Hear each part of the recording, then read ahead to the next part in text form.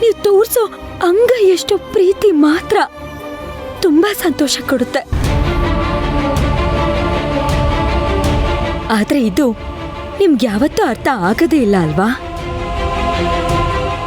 ನಿಮ್ಮಿಂದ ನಾವು ಬಯಸೋ ಪ್ರೀತಿನೂ ಸಿಗಲ್ಲ.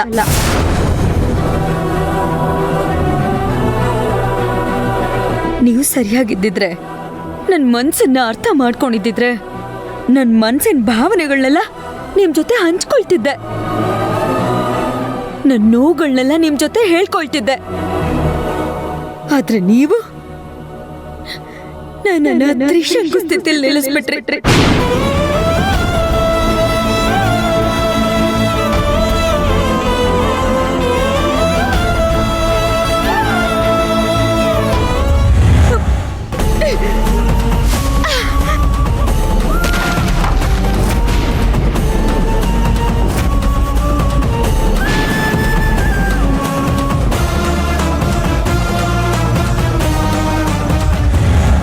ಜ್ಯೋತಿ,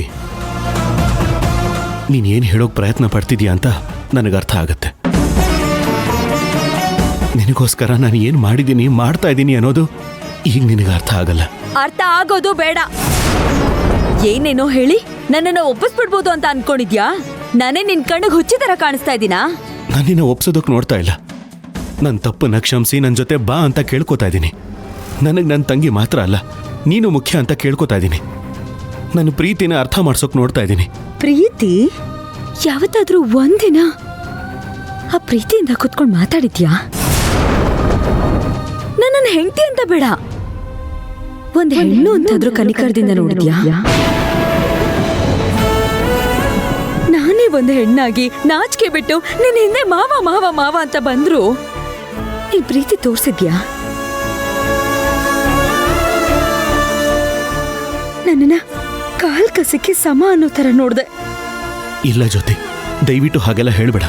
ನೋಡು, ನಿನ್ನ ನನ್ನ ಕಾಲ್ ಹತ್ರ ಅಲ್ಲ, ನಾನು ಹೃದಯದಲ್ಲಿ ಇಟ್ಕೊಂಡಿದ್ದೀನಿ ಜ್ಯೋತಿ. ಸುಳ್ಳು.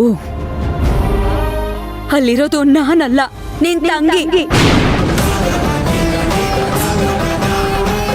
ಅವಳೊಬ್ಳು ಚೆನ್ನಾಗಿದ್ಬಿಟ್ರೆ ಸಾಕು, ನಿನಗ್ ಬೇರೆ ಏನೂ ಬೇಡ. ಅದಕ್ಕೆ ತಾನೆ ಅವಳ ಗಂಡ ತಪ್ಪು ಮಾಡಿದ್ರು ಅವ್ರನ್ನ ಕ್ಷಮಿಸ್ದೆ. ನನ್ ಮೇಲೆ ಪ್ರೀತಿ ಇದ್ದಿದ್ರೆ ನನ್ನ ಜೈಲಿಗೆ ಕಳಿಸ್ತಿದ್ದ?